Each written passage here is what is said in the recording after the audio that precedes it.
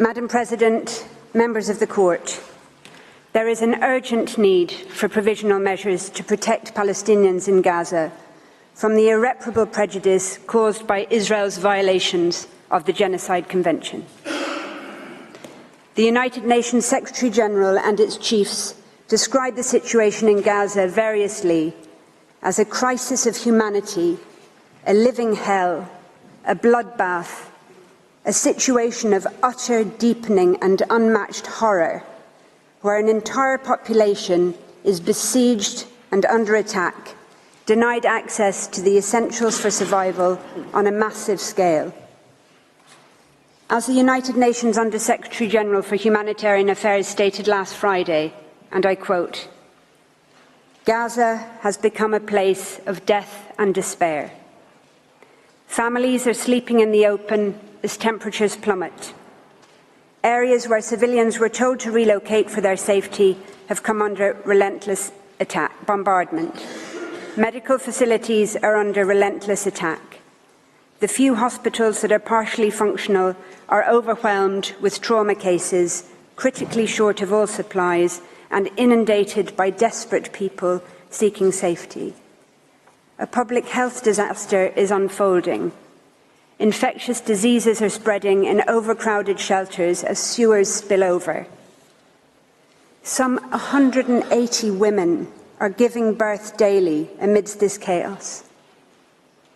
People are facing the highest levels of food insecurity ever recorded. Famine is around the corner. For children in particular, the last 12 weeks have been traumatic. No food, no water, no school, nothing but the terrifying sounds of war, day in and day out. Gaza has simply become uninhabitable. Its people are witnessing daily threats to their very existence, while the world watches on." End quote. The Court has heard of the horrific death toll and of the more than 7,000 Palestinian men, women and children reported missing, presumed dead or dying slow, excruciating deaths trapped under the rubble. Reports of field executions and torture and ill-treatment are mounting, as are images of decomposing bodies of Palestinian men, women and children left unburied where they were killed, some being picked upon by animals. It is becoming ever clearer that huge swathes of Gaza, entire towns, villages, refugee camps, are being wiped from the map. As you have heard, but it bears repeating, according to the World Food Programme, 4 out of 5 people in the world in famine or a catastrophic type of hunger are in Gaza right now. Indeed, experts warn that deaths from starvation and disease risk significantly outstripping deaths from bombings. The daily statistics stand as clear evidence of the urgency and of the irreparable prejudice. On the basis of the current figures, on average, 247 Palestinians are being killed and are at risk of being killed each day, many of them literally blown to pieces. They include 48 mothers each day, 2 every hour, and over 117 children each day, leading UNICEF to call Israel's actions a war on children. On current rates which show no sign of abating, each day over 3 medics, 2 teachers, more than 1 United Nations employee, and more than 1 journalist will be killed, many while at work or in what appear to be targeted attacks on their family homes or where they are sheltering. The risk of famine will increase each day. Each day, an average of 629 people will be wounded, some multiple times over, as they move from place to place, desperately seeking sanctuary. Each day, over 10 Palestinian children will have 1 or both legs amputated, many without anaesthetic. Each day, on current rates, an average of 3,900 Palestinian homes will be damaged or destroyed. More mass graves will be dug. More cemeteries will be bulldozed and bombed and corpses violently exhumed, denying even the dead any dignity or peace. Each day, ambulances, hospitals and medics will continue to be attacked and killed. The first responders who have spent 3 months without international assistance, trying to dig families out of the rubble with their bare hands, will continue to be targeted. On current figures, one will be killed almost every second day, sometimes in attacks launched against those attending the scene to rescue the wounded. Each day, yet more desperate people will be forced to relocate from where they are sheltering, or will be bombed in places where they have been told to evacuate to. Entire multi-generational families will be obliterated, and yet more Palestinian children will become WCNSF, Wounded Child, No Surviving Family, the terrible new acronym born out of Israel's genocidal assault on the Palestinian population in Gaza. There is an urgent need for provisional measures to prevent imminent, irreparable prejudice to the rights in issue in this case. There could not be a clearer or more compelling case. In the words of the Commissioner General of the United Nations Relief and Works Agency, there must be an end to the decimation of Gaza and of its people. Turning to the Court's case law, as the Court has recently reaffirmed, and I quote, "The condition of urgency is met when acts susceptible of causing irreparable prejudice can occur at any moment before the Court makes a final decision on the case." End quote. That is precisely the situation here. Any of those matters to which I have referred can and are occurring at any moment. United Nations Security Council resolutions demanding, quote, "the immediate, safe, unhindered delivery of humanitarian assistance at scale throughout Gaza and full, rapid, safe and unhindered humanitarian access," end quote, remain unimplemented. United Nations General Assembly resolutions calling for a humanitarian ceasefire have been ignored. The situation could not be more urgent. Since these proceedings were initiated on the 29th of December 2023 alone, an estimated over 1,703 Palestinians have been killed in Gaza and over 3,252 injured. As to the criterion of irreparable prejudice, for decades now, the Court has repeatedly found it to be satisfied in situations where serious risks arise to human life or to other fundamental rights. In the cases of Georgia, Russia and Armenia, Azerbaijan, the Court ordered provisional measures, having found a serious risk of irreparable prejudice where hundreds of thousands of people had been forced from their homes. In ordering provisional measures in the latter case, the Court noted the context of, I quote, "the long-standing exposure of the population to a situation of vulnerability, including hindrances to the importation of essential goods, causing shortages of food, medicine and other life-saving medical supplies," end quote. In Gaza, as you have heard, nearly 2 million people, over 85% of the population, have been repeatedly forced to flee their homes and shelters, not just once or twice, but some 3, 4 or more times over, into shrinking slivers of land where they continue to be bombed and killed. This is a population that Israel had already made vulnerable through 16 years of military blockade and crippling de-development. Today, Israel's hindrances to the import of food and essential items have brought Gaza to the brink of famine, with adults, mothers, fathers, grandparents regularly foregoing food for the day so that children can eat at least something. Medicine shortages and the lack of medical treatment, clean water and electricity are so great that large numbers of Palestinians are dying or are at imminent risk of dying preventable deaths. Cancer and other services have long shut down.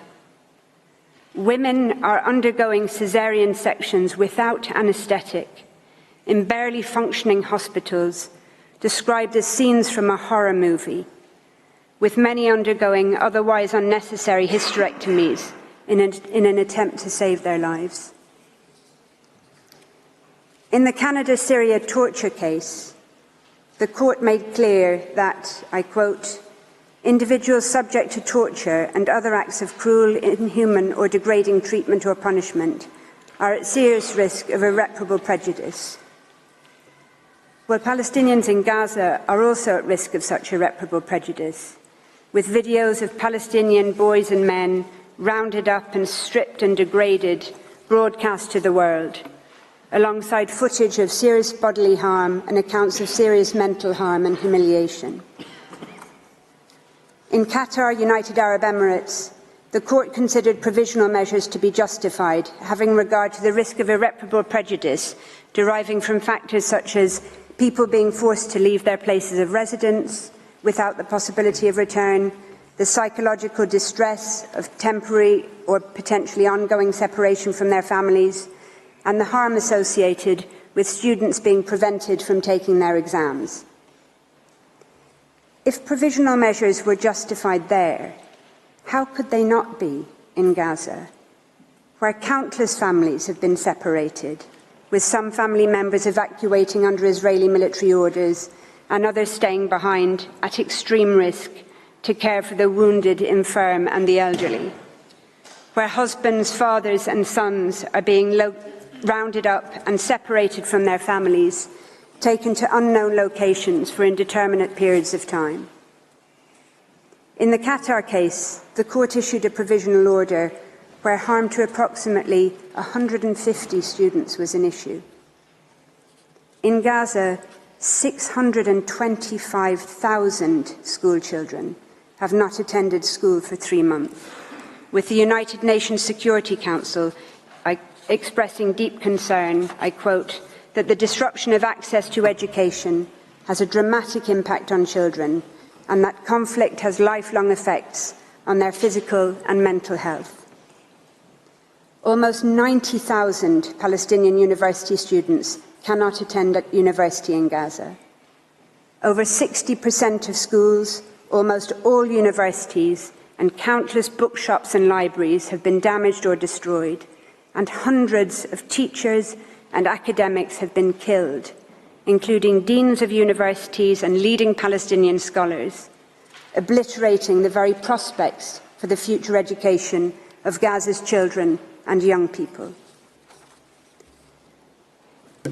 Notably, the court has found provisional measures to be justified in all 3 cases where they were previously sought in relation to violations of the Genocide Convention.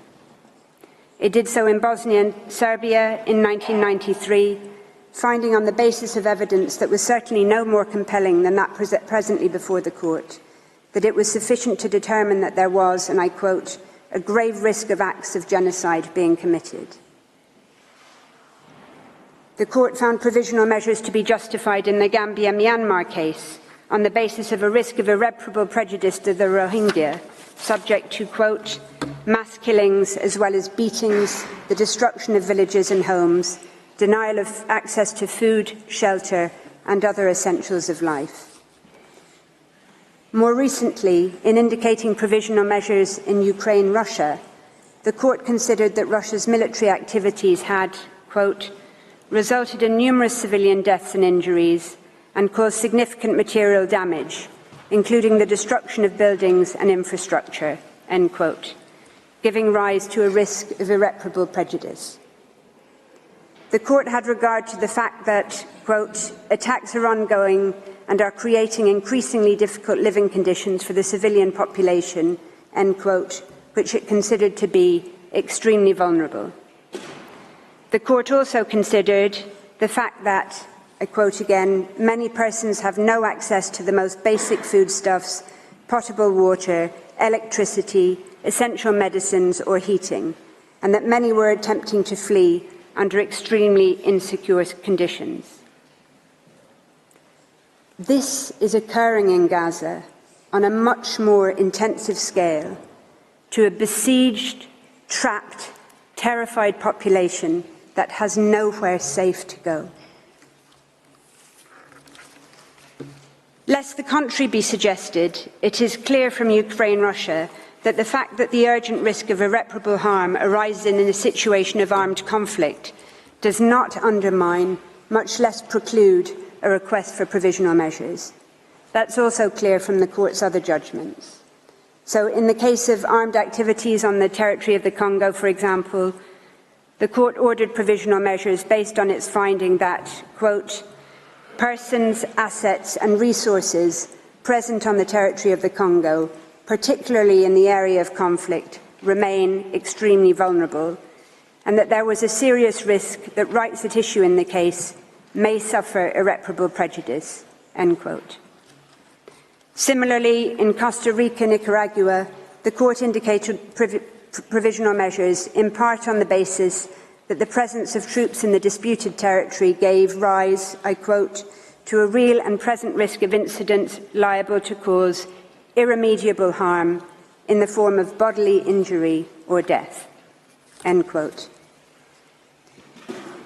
In relation to the Genocide Convention in particular, the Court recalled in Gambia, Myanmar, that, quote, states parties expressly confirmed their willingness to consider genocide as a crime under international law, which they must prevent and punish independently of the context of peace or of war in which it takes place, end quote. More recently, in the case of Guyana, Venezuela, the Court considered that the serious risk of Venezuela, quote, acquiring and exercising control and administration of the territory in dispute, end quote, gave rise to a risk of irreparable prejudice to the rights asserted in the case. Similar factors are an issue here, having regard to the territorial ambitions and settlement plans for Gaza being raised by members of the Israeli government, and the relationship of those factors to the very survival of Palestinians in Gaza as such. Similarly, any scaling up by Israel of access of humanitarian relief to Gaza in response to these proceedings or otherwise would be no answer to South Africa's request for provisional measures. In the case of Iran, United States, the Court found a risk of irreparable harm from the exposure of individuals to danger to health and life caused by restrictions placed on medicines and medical devices, foodstuffs and other goods required for humanitarian needs. That was notwithstanding the assurances offered by the United States for it to expedite the consideration of humanitarian issues, and notwithstanding the fact that essentials were in any event exempt from the United States sanctions. The Court considered that the assurances were, I quote, not adequate to address fully the humanitarian and safety concerns raised, and that there remained a risk that measures adopted by the United States may entail irreparable consequences. In Armenia, Azerbaijan, unilateral undertakings to alleviate restrictions alongside the full resumption of humanitarian and commercial deliveries did not defeat requests for the indication of provisional measures. The Court was clear that while contributing, quote, towards mitigating the imminent risk of irreparable prejudice resulting from the military operation, those developments did not remove the risk entirely. Indeed, in Georgia, Russia, the Court made clear that it considers a serious risk to subsist where, quote, the situation is unstable and could rapidly change. The Court considered, quote, given the ongoing tension and the absence of an overall settlement to the conflict in this region, populations also remain vulnerable, end quote. Israel continues to deny that it is responsible for the humanitarian crisis it has created, even as Gaza starves. The aid it has belatedly begun to allow in is wholly inadequate and does not come anywhere close to the average 500 trucks being permitted daily before October 2023, even under the blockade. Any unilateral undertakings Israel might seek to give about future aid would not remove the risk of irreparable prejudice, not least considering Israel's past and current conduct towards the Palestinian people, including the 16 years of brutal siege on Gaza. In any event, as the United Nations Secretary-General has made absolutely clear, it is a mistake to measure, quote, the effectiveness of the humanitarian operation in Gaza based on the number of trucks allowed in. As he stressed, I quote, the real problem is that the way Israel is conducting this offensive means that the conditions for the effective delivery of humanitarian aid no longer exist. That would require security, staff who can work in safety, logistical capacity, and the resumption of commercial activity. It requires electricity and steady communications. All of these remain absent, end quote. Indeed, only shortly after Israel opened the Kerem Shalom crossing to goods in late December 2023, it was struck in a drone attack, killing 5 Palestinians and leading to another temporary closure. Nowhere and nobody is safe.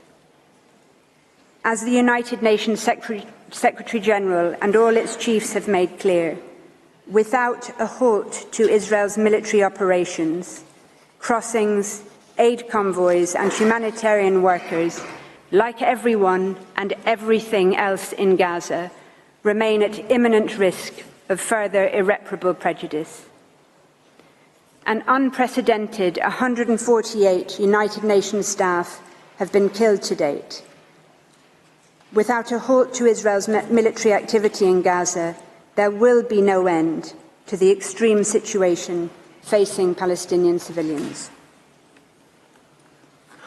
Madam President, members of the Court, if the indication of provisional measures was justified on the facts in those cases I have cited, how could it not be here, in a situation of much greater severity, where the imminent risk of irreparable harm is so much greater? How could they not be justified in a situation that humanitarian veterans from crises spanning as far back as the killing fields of Cambodia, people who, in the words of the United Nations Secretary-General, have seen everything, if they say it is so utterly unprecedented that they are out of words to describe it? It would be a complete departure from the long and established line of jurisprudence that this Court has firmly established and recently reconfirmed for the Court not to order provisional measures in this case. The imminent risk of death, harm and destruction that Palestinians in Gaza face today and that they risk every day during the pendency of these proceedings, on any view justifies, indeed compels, the indication of provisional measures. Some might say that the very reputation of international law, its ability and willingness to bind and to protect all peoples equally, hangs in the balance. But the Genocide Convention is about much more than legal precedent. It is also fundamentally about the confirmation and endorsement of elementary principles of morality. The Court recalled the 1946 General Assembly resolution on the crime of genocide, which made clear that, I quote, genocide is a denial of the right of existence of entire human groups, as homicide is the denial of the right to live of individual human beings. Such denial of the right of existence shocks the conscience of mankind, results in great losses to humanity, in the form of cultural and other contributions represented by these human groups, and is contrary to moral law and to the spirit and aims of the United Nations." End quote. Notwithstanding the Genocide Convention's recognition of the need to rid the world of the odious scourge of genocide, the international community has repeatedly failed. It failed the people of Rwanda, it had failed the Bosnian people and the Rohingya, prompting this court to take action. It failed again by ignoring the early warnings of the grave risk of genocide to the Palestinian people, sounded by international experts since 19th of October of last year. The international community continues to fail the Palestinian people, despite the overt, dehumanizing, genocidal rhetoric by Israeli governmental and military officials, matched by the Israeli army's actions on the ground. Despite the horror of the genocide against the Palestinian people being live-streamed from Gaza to our mobile phones, computers and television screens, the first genocide in history where its victims are broadcasting their own destruction in real time in the desperate, so far vain hope that the world might do something. Gaza represents nothing short of a moral failure, as described by the usually circumspect International Committee of the Red Cross. As underscored by United Nations chiefs, that failure has, I quote, repercussions not just for the people of Gaza, but for the generations to come who will never forget these over 90 days of hell and assaults on the most basic precepts of humanity. As stated by a United Nations spokesperson in Gaza last week, at the site of a hospital clearly marked with the symbol of the Red Crescent, where 5 Palestinians, including a 5-day-old baby, had just been killed. The world should be absolutely horrified. The world should be absolutely outraged. There is no safe space in Gaza, and the world should be ashamed. Madam President, members of the Court, in conclusion, I share with you 2 photographs. The first is of a whiteboard at a hospital in northern Gaza, one of the many Palestinian hospitals targeted, besieged and bombed by Israel over the course of the past 3 brutal months. The whiteboard is wiped clean of no longer possible surgical cases, leaving only a handwritten message by a Médecins Sans Frontières doctor, which reads, "We did what we could. Remember us." The second photograph is of the same whiteboard after an Israeli strike on the hospital on the 21st of November that killed the author of the message, Dr. Mahmoud Abu Nujayla, along with 2 of his colleagues. Just over a month later, in a powerful sermon delivered from a church in Bethlehem on Christmas Day, the same day Israel had killed 250 Palestinians, including at least 86 people, many from the same family, massacred in a single strike on Maghazi refugee camp. Palestinian pastor Mundhir Ishaq addressed his congregation and the world, and he said, and I quote, "Gaza as we know it no longer exists. This is an annihilation. This is a genocide. We will rise. We will stand up again from the midst of destruction, as we have always done as Palestinians, though this is by far maybe the biggest blow we have received." But he said, "No apologies will be accepted after the genocide. What has been done has been done. I want you to look in the mirror and ask, where was I when Gaza was going through a genocide?" South Africa is here, before this court, in the Peace Palace. It has done what it could.